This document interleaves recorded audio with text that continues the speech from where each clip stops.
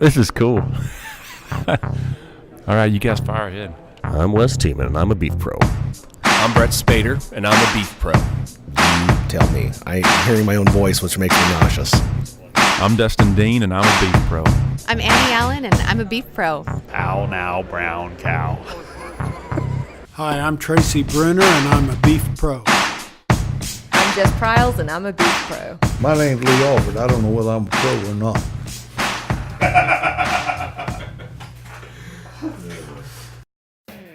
Welcome to the Beef Pros Podcast. My name is Garrett Thomas, and as always, I'm joined by my good buddy Ben Spitzer. Today, we're going to continue the conversation with Lee Alford. We've already covered a wide range of topics in part one, so for those of you who've not had a chance to listen to that, we might encourage you to do so before we dive into part two and continue our visit.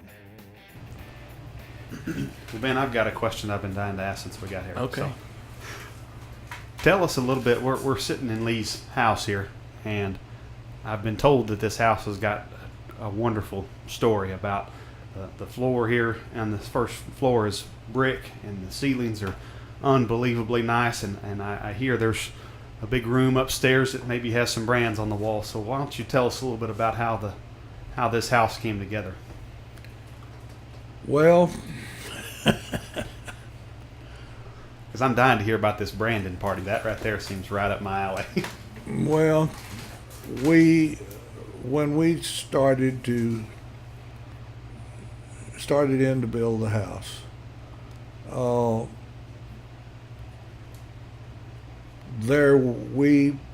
my wife and I kind of figured out what we wanted. And there were certain parts of it that were mine, and there were certain parts of it that were hers. If you go into the formal living and dining room, I can promise you I had absolutely nothing to do with that. All I did was say, yes, ma'am. And that was probably a good choice at the time to say That was the only thing you could say was yes, ma'am, because that's the way it was going to be. But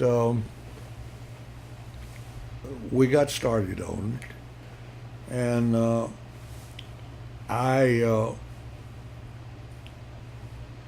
own a place that I've got an old handwritten deed right now in the desk here, where my great-great-grandfather in 1872 bought 177 acres for $177 gold. Huh. Wow. He gave $1 an acre for it in 1872. And it had lots of cedar on it. So I gathered up about 4 or 5 wets and showed them how to run a chainsaw. And we went to cut cedar logs.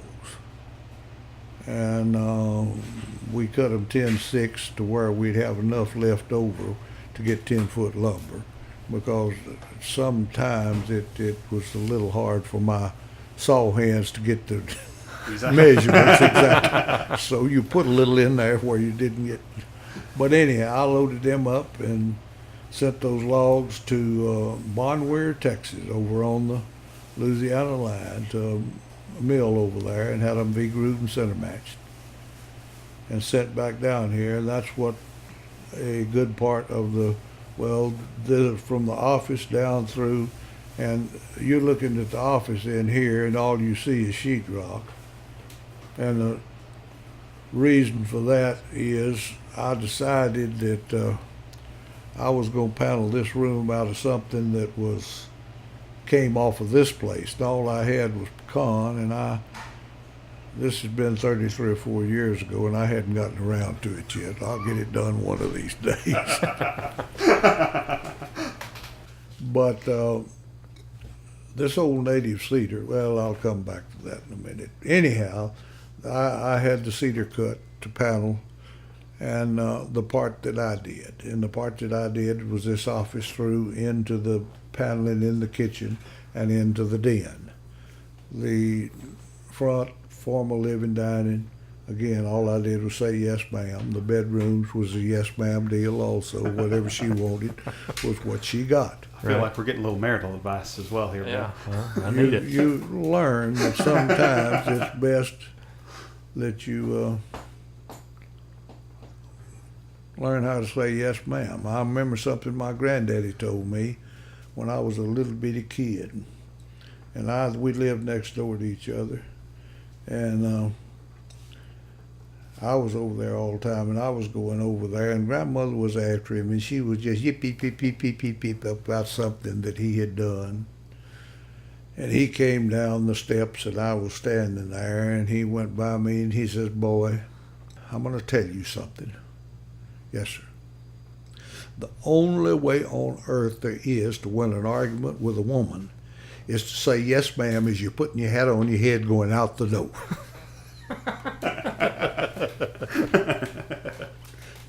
So you learned two lessons: the hat and the yes, ma'am, that have both stuck with you for quite a while. That's exactly right. But anyhow, that's where I had the idea of the cedar, and it's sentimental in where it came from. Sure. My dad had built the Surrey Inn and restaurant down there, and he had one that he called the carriage house, just a little house out and back that they had some events in, first one thing and another, and he'd put brick floors in it, and I kind of liked that, and I started looking for, I wanted antique brick. I didn't want this stuff that you could buy at that day and time. And so I drove and I drove and I drove. And I went through Buckles, Texas, and there were some old buildings there in Buckles, Texas. And they were exactly the color that I wanted. It was 1882 model brick. I think there's some around here with the dates on it, but whatever. Anyhow, I bought those old buildings, and I also gathered up a little group of Mohiles, and we went up there, and it was the old lime mortar. It wasn't cement, it was the old lime mortar. And we took some crowbars and first one thing and another and went to taking that brick down. And we put it on pallets, and then I'd run a loader up there ever so often, and we'd put a load of pallets on and come back down here. So I wrecked out those buildings, and there was some of the old time tin ceiling left in those buildings, and but it was, the roofs were gone, first one thing and another, and it wasn't very much of it that was still good. But I went in and was real careful to save all of the good stuff that I possibly could. I didn't get enough to go all the way that I wanted to go, but I went just as far as I could. And we got that ceiling down, and I had it sandblasted and painted. And that was what I was going to use for ceiling. The brick, when we got it back down here, I hooked me up a little electric motor and put a steel brush on a rod, and you could crank that electric motor up and that steel brush would go turning. And if you were real careful and didn't get that brick down too far, it would take that old lime mortar off just slick as it could be. But then I trained my group that if they ever found one, or when they found one that was perfect on the slick side where there were no corners busted off of it, to put them in a separate pile. And that was floor brick. All the rest of the brick was house brick. And of course we used a half hole split to where we could use all the halves. And the outside wall was done with the brick that was not perfect. And on top of building this house, I let my dad have some. He built another house in the country. There was a man up there at Boat Coast. I sold him enough to build him a house. And there was a man down in the Brazos Bottom, and you'll probably know where the A&M farm is if you're coming up 60. Right on the left, there's a brick house off there to the left where the center is. It's the same brick. That's pretty neat. I've driven right by that house. countless times. That house was built out of the brick that I got from Buckles, Texas. And I sold enough to pay for the brick that I used here. I freed up the brick that I used. Wow. There were some craftsmen in Caldwell back in those days too. Mm-hmm. One was an old squarehead named Melvin Deitch. Mm-hmm. And he wasn't a carpenter, he was a craftsman, he was a perfectionist. Mm-hmm. And he built it.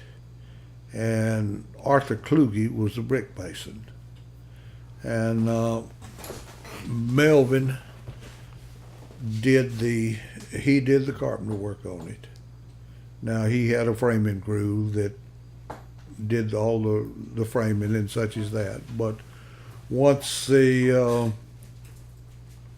got into the finish work, Mm-hmm. we got into the highest price because I had a loan already spoken for, but I couldn't get it until it was finished. And that was back in the time when interest was 18 to 20%. Ooh. And my interim interest for the year that I waited for him to finish this damn thing was higher than anything that I put into it. Wow. The interim interest was the biggest cost in this house.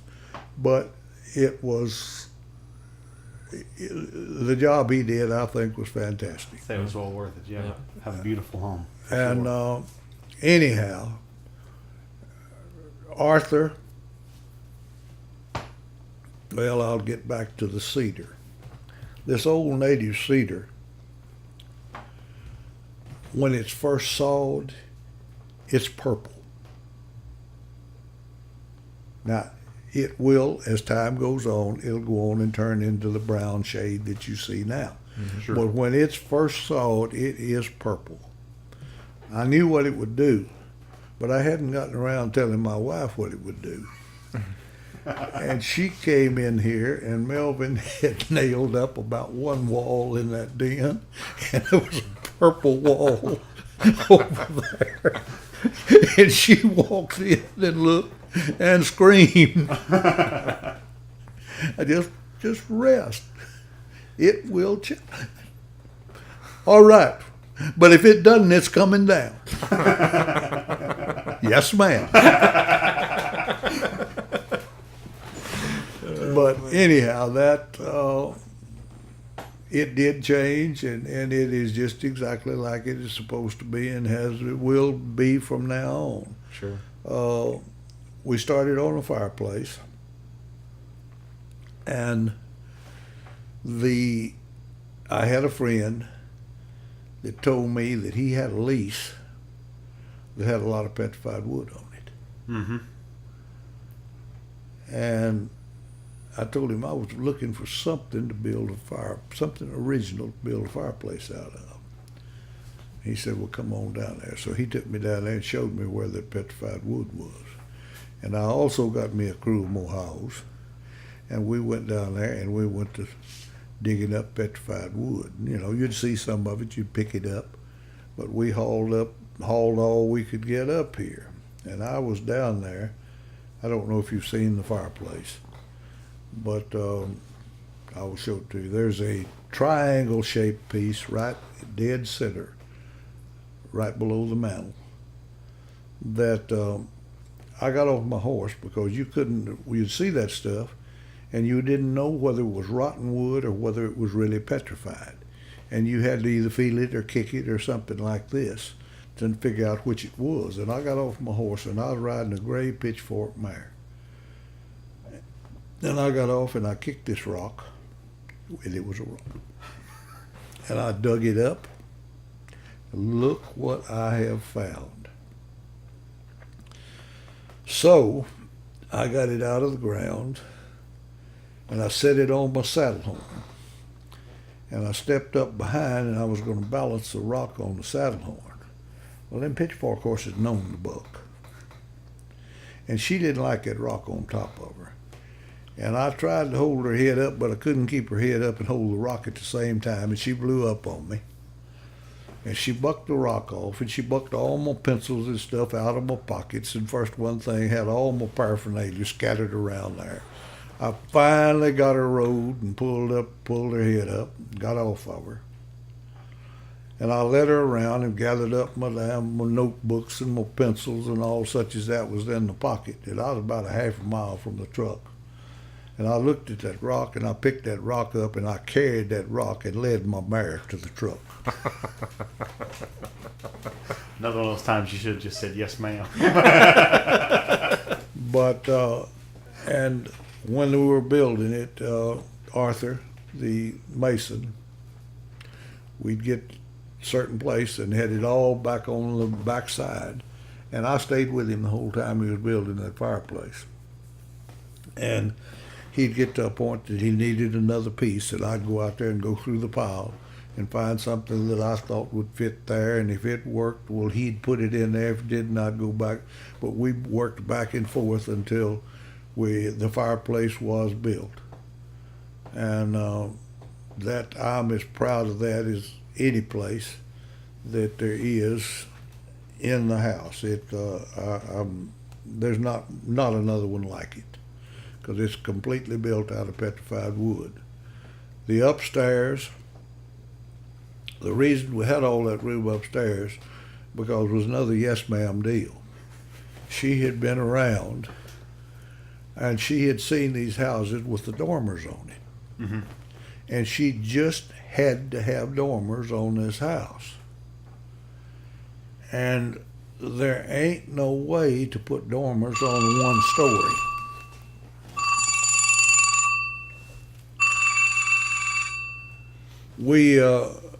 We had to have these dormers. Mm-hmm. And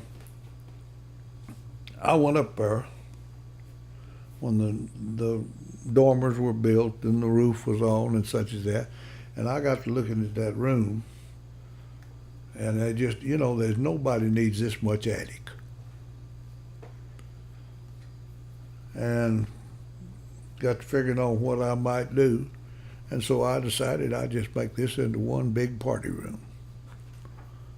And I got looking around for old barns. Mm-hmm.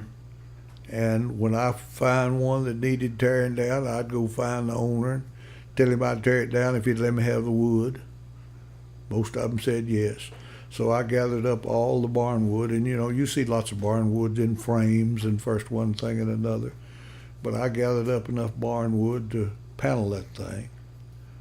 I found one that was old hand-sawed oak. And the pine was, of course, you'd get splinters out of it, but that oak was just as slick. Huh. You'd run your hand across it and never even think about a splinter on it. It was about a full inch.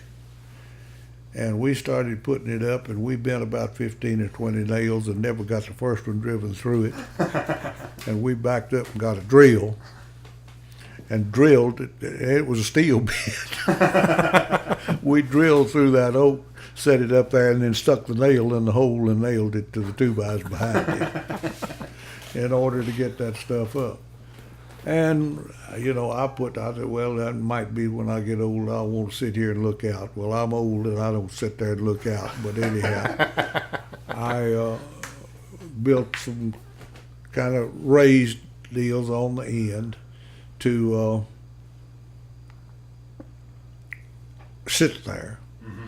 And when we had our little grand opening or whatever, I got with several of a good many of my really good friends, and we did the stuff downstairs, and then we went up there, and I set up a branding pot on the floor up there, and I had every one of them bring their irons, and I had figured out whose brand I wanted in a certain place, and I had put a piece of paper on the walls up there that this is so-and-so's brand. And one by one, they stuck their iron in the fire till it got red hot. and then they'd go over there and pull the pin out with their paper on it and stick their iron there and brand the wall. So there's 2 walls up there that are branded with the brands of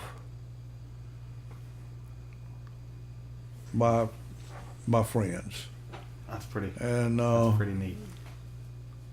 2 of my roommates, the one that I told you about that came from Indiana, he got I don't know what he'd have a brand, but he got something. He got his initials or something, and he put it in there. And I think if I remember right, when it came my time to put something of mine up there, that I'd probably been up a little bit too long, and I got mine a little bit crooked.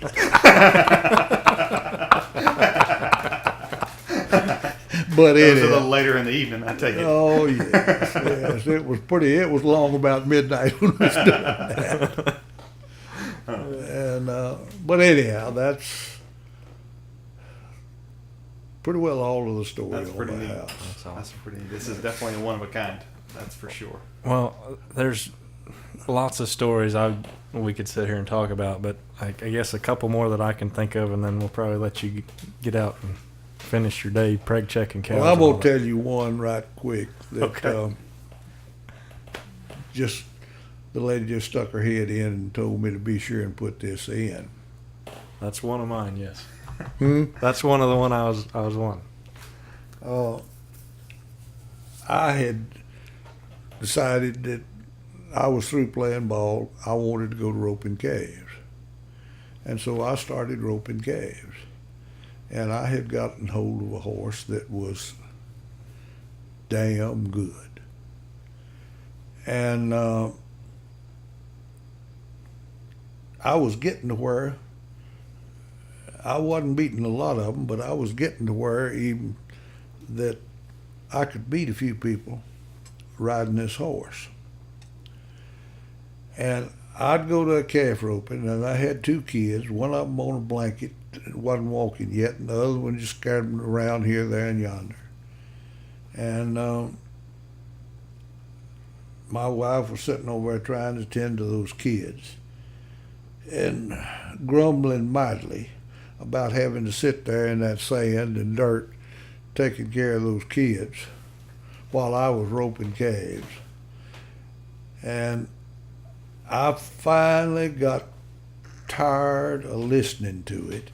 And a man named Cullen Robinson, he had 2 twin boys that were hellacious calf ropers. And he'd been after me for a year trying to buy that horse from me.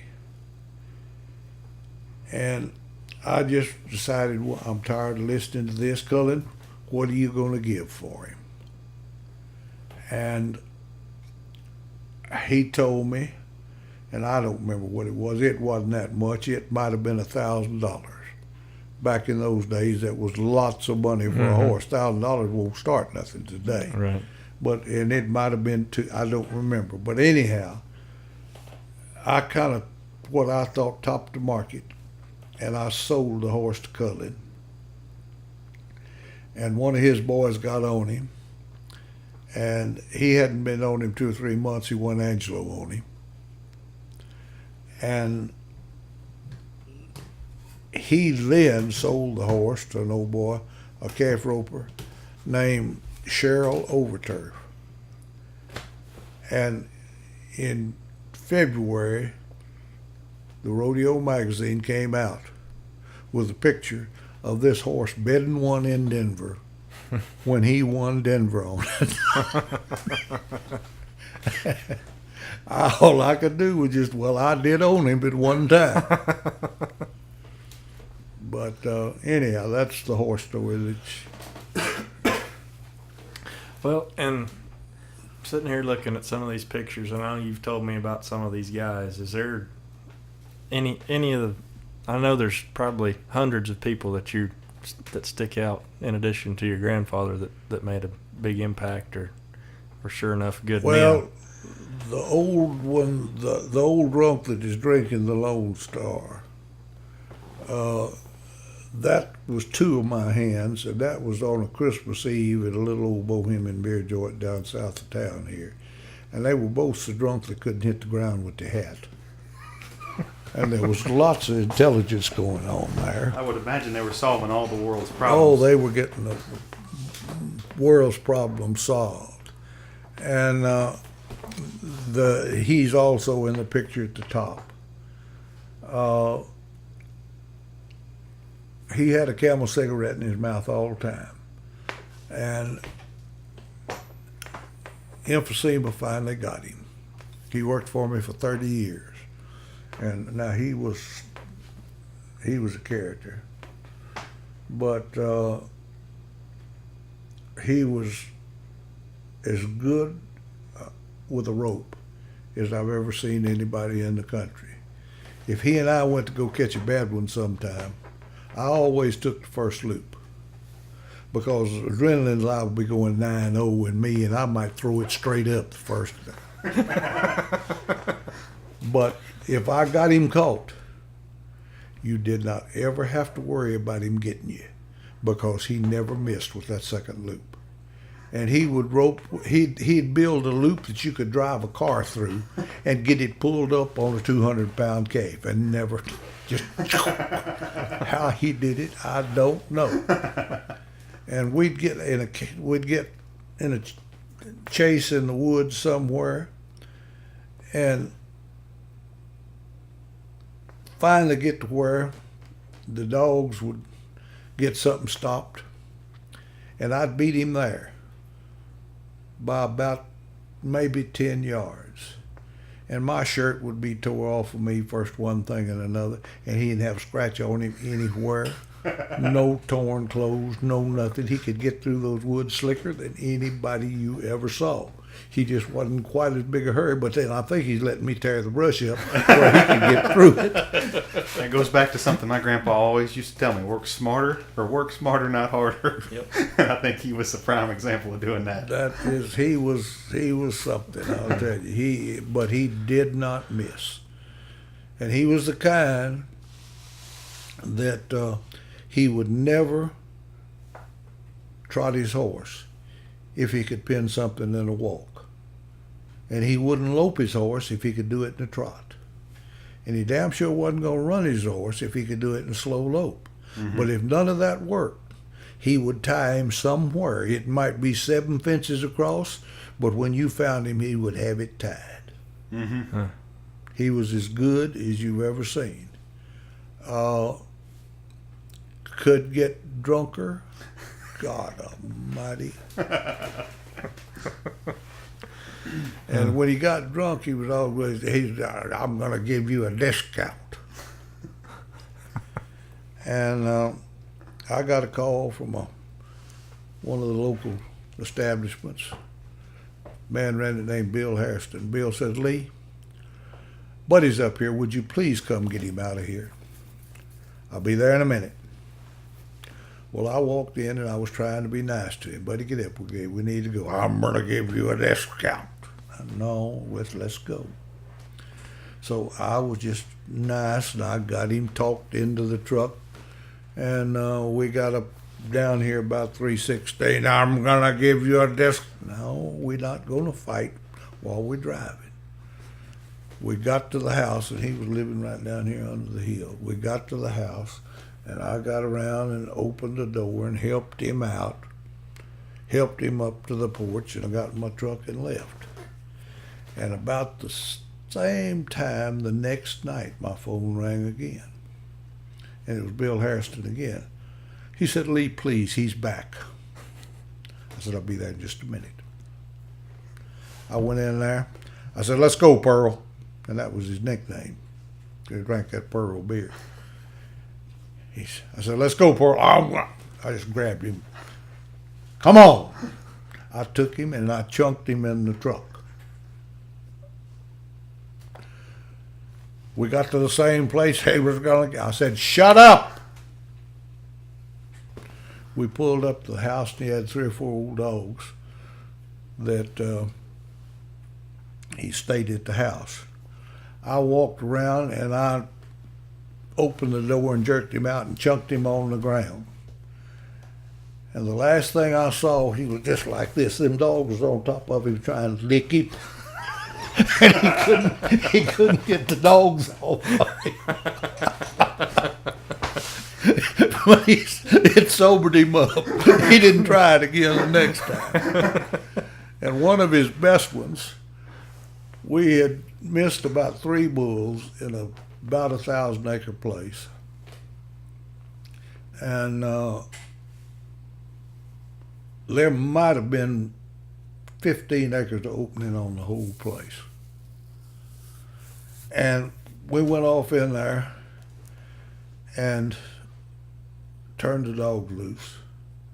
And we're easing through there, and he was mad at me. The dogs hit. Well, I went to the dogs. And I finally got to the dogs, but we'd been round and round and round, and I got lost. And it was in December, and it was cloudy. You couldn't see the sun. And there was no wind. You know, if you could see the sun, you could figure out which direction or if you knew the wind was coming out of the north or the south, you'd know where to go. But there was no way to see the sky other than clouds, no wind, no nothing. And I couldn't figure out, all I could do was just keep following the dogs. And so I started hollering, and all was quiet, not a sound anywhere. And I'd holler again, and nothing. And I finally busted him and the bulls out into about a 5-acre opening. And he was sitting over on the other side of that opening on his horse with his leg up over the saddle horn, smoking a Camel cigarette. I said, "Did you hear me holler?" "Yep." "Well, why in the hell didn't you answer me?" "Oh, you know, them dogs like me better than they like you, and if I'd have hollered back, they'd have quit their bulls and come to me, and you'd have lost the bulls."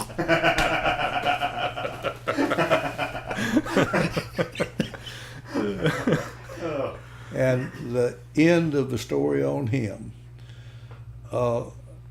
emphysema, finally, Campbell's got him, and he couldn't breathe anymore. And he had to quit.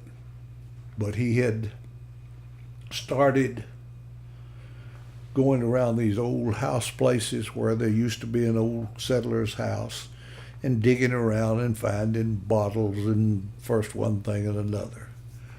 And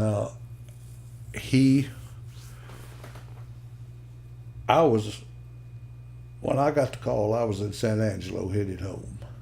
But anyhow, he had gone off to this old house place, and there was a buck deer that was an old pen-raised deer. Had no fear of a man because he'd been raised on a bottle.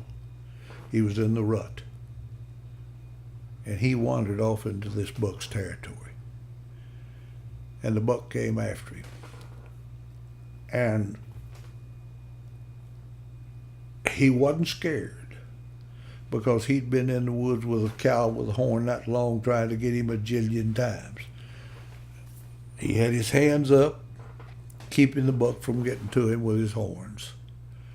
And you could see on his arms where he had cut him up, the buck had cut him up. But he finally got back up against a tree, and the buck backed off, is what had to happen. And then he started out to his car, and either the buck came after him and hit him from behind, but I don't think so. I think his heart just quit from all that fight, and he just fell. And the buck went to him and started pawing him, and you've never seen a person's back torn up like his back was torn up. When they went to look for him, because his car had been there for a while, and the law went to look for him, the buck was still on him, pawing on him, and they had to kill the deer to get the deer off of him. Wow. Wow. You said that fellow worked for you for over 30 years? Yeah. That's a long time. That's how he died. Wow. Well, I could sit here I all tell you, day. we could probably go another hour. We've been sitting here for quite a while. But we always try and kind of end with, I don't know, some advice you give people our age and younger, from your experience, some things that maybe you've learned or you've picked up or you've seen that can be beneficial to young folks trying to either get started in the ranching business or take over a family ranch or Just get involved in agriculture. It's no secret that millennials are maybe not the most go-getters outside of agriculture, but there's lots of folks that are our age that want to do this and be more involved. But over your time,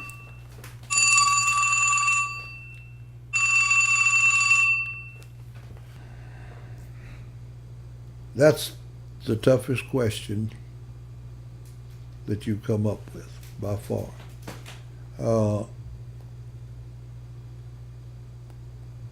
Everything up until now has been kind of reminiscing. This causes thinking. I have damn sure made my share of mistakes in my life. Some of them I was smart enough to correct. Some of them I wasn't.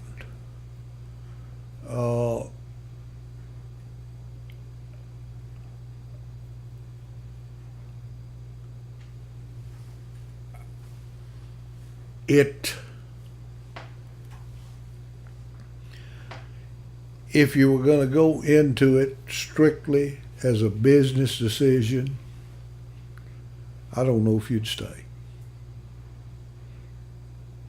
Because you've got to love it to do it. And there's lots of businesses that you can be in that will pay you a hell of a lot better than this one pays you, even when you're doing things right.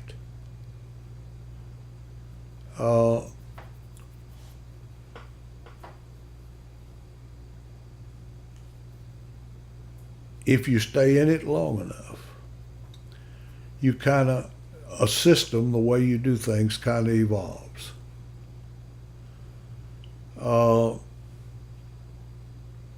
At least it's been that way with me. I've run lots of steers, first one thing and another. I've run a lot more numbers in my lifetime than I'm running right now. But that was when I was out west and I had room. Mm-hmm. In this part of the world, you can't get the country. I'm ranching about 3,000 acres. Probably 2,000 of it I own, and the others leased.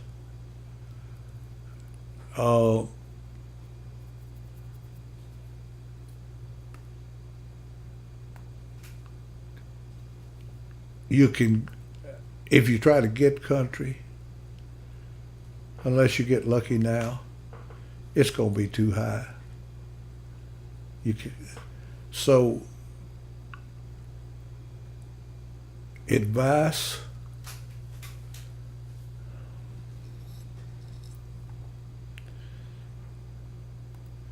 I think I said this earlier when I was talking about Darrell Royal. Maybe you'd have been better off sometimes to quit, but you hate to.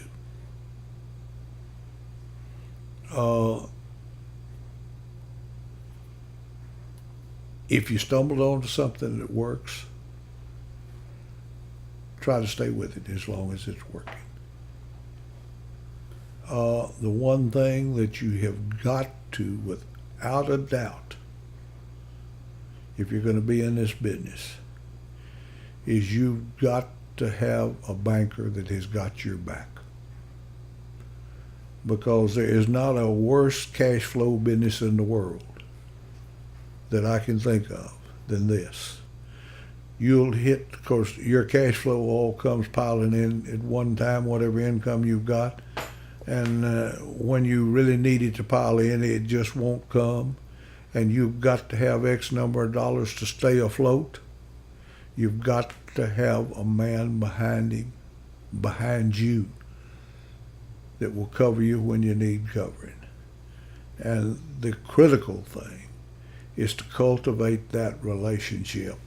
And for God's sake, whatever you do, make it right with him. Because if he's got to believe in you, and he's got to believe when you tell him you will do something, that it will be done. I'm lucky. I've got one. Sure. I'd say that's about as good of advice as you can offer there. I mean, as much as anything, you mentioned if you run across something that's good and it's working, hang with it. And I think that's probably as true of words as we've heard the whole time we've been doing this. So You bet. Well, Mr. Alford, we will let you get back to your day, but we really appreciate you sitting down with us. And now this pisses me off. My name is Lee. I don't like this Mr. Alford shit. yes, sir. Well, Lee, I will tell you this. We would like to reserve the right to maybe sit down with you at a later date and hear a few more of these stories. I can tell you I have thoroughly enjoyed learning a little more about you and having a little more of your philosophy that we can share. But this has been absolutely great, and I hope we can make time to sit down and do this again. Well, I hope that it's been beneficial to y'all. I'm about half outlaw. I understand that. Might be more than half. So we get along so good. Might be more than half. But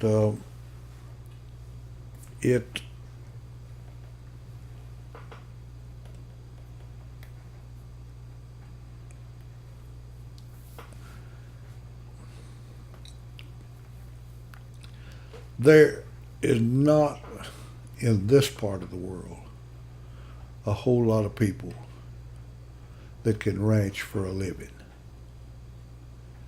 Number one, you can't get big enough. Now you can get to the western, to the west, and you can probably get. I mean, y'all have stumbled in some stuff in Kansas. It's got some acreage to it. I don't know whether you got enough numbers to where you can get up to where you can make it work, but it's double tough if you've got to pay for it too. A part of mine being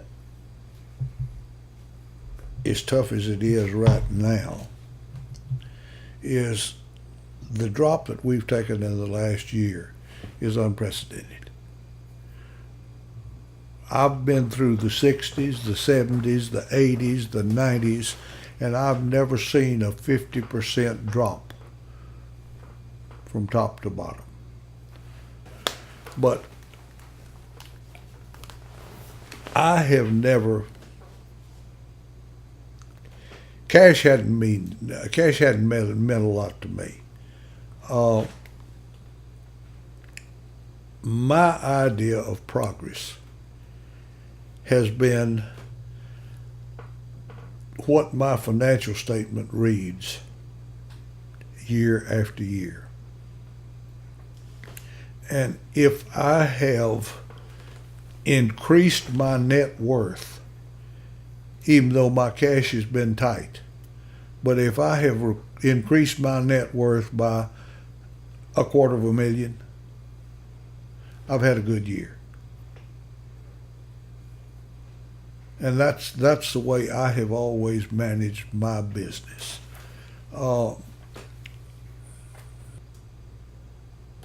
And if you are looking to increase net worth, if you're renting land, you ain't getting no increase in your net worth. But if you've bought a piece of property and got it bought right and cleaned up and built it to where it's worth more than what you gave for it, and you can go to a statement with what the true market value is, then you're doing some good.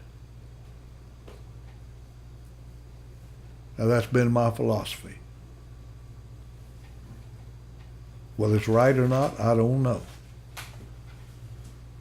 Again, sounds like good advice to me.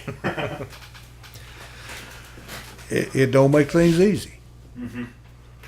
And the year that we've had, hell, I got to come up with $100,000 by the 1st of February, and I'm fixing to have a fire sale on some of them bred heifers because I've got to pay that note. Mm-hmm. But if you don't do it, when you go back with your hat in your hand the next time, there ain't no need to go because you didn't do what you're supposed to. Mm-hmm. And it's for that reason we're in a tough situation right now. Somebody like me, not somebody that doesn't know anything, but tell me how to make enough money out of the cow business to buy a piece of land today. That's not gonna happen. That's a little It ain't gonna happen. There ain't no tough way. sledding. You can't. There's no way you can cash flow it. And you got to gamble. And that has made it extra tough right now. Mm-hmm. It's not going to be as bad this coming year as it has been because the shipwreck has already happened. And all these people, I mean, this time last year, or in April a year ago, this past April a year ago, I sold my open heifers for $22.50. I got them bred, and if I get $1,400 for them this year, I'm going to be luckier than hell. Mm-hmm. But them son of a bitches that bought them $2,250 to $3,000 open heifers to get rich in the cow business have got an education coming that's worse than mine. Mm-hmm.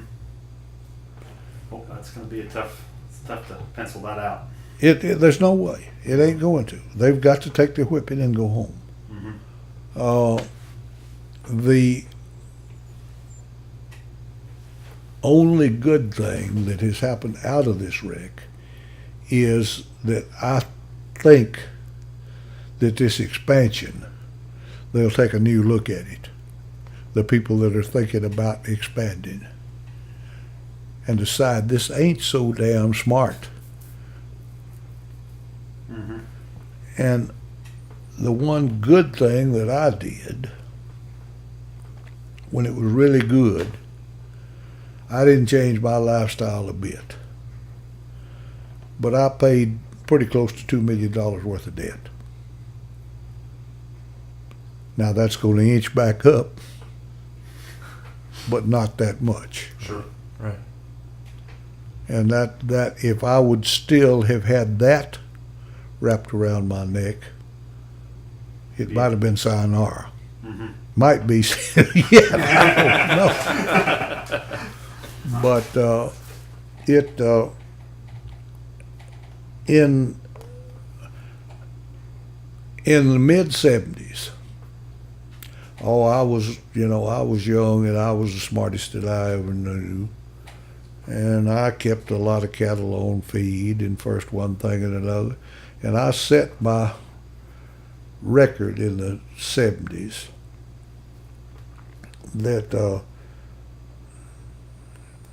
three of us got together. We was going to buy 800 number 2 crossbred steers weighing 500. Well, we started, and they got to costing 50 cents a pound. And I said, I quit. And we had 450 some of them bought when I quit. Well, we had them in South Texas. We grazed them till they weighed 7.5. And then we sent them to the Panhandle, and we fed them until they weighed 1,400 or 1,500, begging somebody just to give something for them to get them off of feed. And then 450 some odd steers lose 240,000. And in the mid-'70s, if I would have probably 75, if I would have taken real good stock, I probably lacked $250,000 to having a dime. But I was lucky that the folks didn't quit me, and they gambled, because they knew what if I'd have cashed out, what they were going to get. And so they gambled on. I got a cousin in Arkansas that was he died this past year. He was 94 or 5, something like that, when he died. He's got 2 sons up there, and hell, they're running 20,000 yearlings up there in that Red River bottom. And back when it was really, really bad and they were fixing to close him out, he was getting money out of Kansas City, I think, or St. Louis or somewhere. And he told them all to come to the office. And they came down to the office and started telling him what that they wanted done, and he pulled the keys out of his pocket, laid them on the table. He says, now, if you all want to run this operation, you shut me out and tell me gone. Here are the keys. But if you want me to pay you, you turn around and go back where you come from, and I'll pay you. And he bluffed them. And the next year he made $1 million. Oh. Wow. And I learned back then, of course I was running a lot of yearlings. But how did I get out of that wreck then? I took what I had left and I sold all of them, and I bought 2.5 little ones for what one big one bought, and turned them little ones back out. And I bought, I don't know, I think it was 1,000 little 275-pound crossbred tiger stripe and beefmaster kind of heifers. And I turned them out and I bred them. And they cost, I don't remember, $175 somewhere along in there. And I bred them. And I sold the calf off of them, and I bred them again. I had them out west. And I sold the calf crop on them that was on them then, bring about 700, and I sold the cows, and they bring 1,000 bred back. And I paid my debts. And the one thing I learned from when it gets like this, cash them big ones and buy as many little ones as you can for the money that you get for the big ones. And when it turns, you'll get your ass out.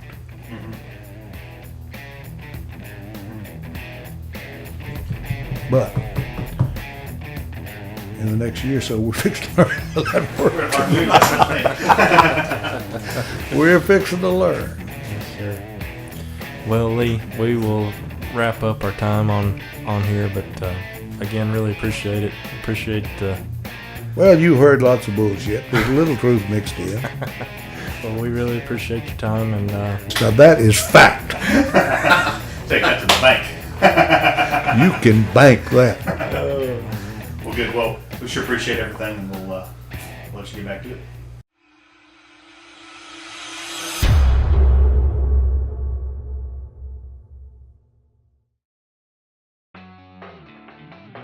Hey friends, thanks for listening to this episode of the Beef Pros Podcast. We really enjoyed putting it together and hope you enjoy listening. We would love to have you stop by iTunes or Stitcher and give us a review. Also subscribe there. You can check out beefpros.com and get previous episodes and check out some pictures, and we'll be posting new things throughout the coming weeks and months. And you can also stop by our Facebook page, just search Beef Pros Podcast, and that'll get you right there. We love the feedback. Keep it coming, and let us know what you're looking for in future episodes. So share with your friends, subscribe, give us some feedback, and we really, really appreciate it. The challenge is coming. It's here. 2 years from now, I'll answer whether I'm a pro or not. But I can't tell you right now.